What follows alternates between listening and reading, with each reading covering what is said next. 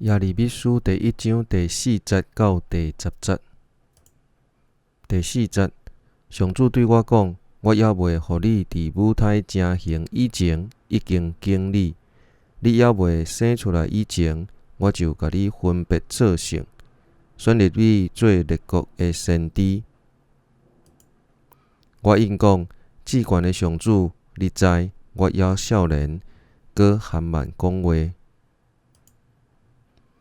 毋过上主对我讲：你毋通讲你少年，我甲你派去倒位，你就去；叫你讲啥物，你就讲。你毋免惊因，因为我甲你同在，要保护你。我上主安尼宣布。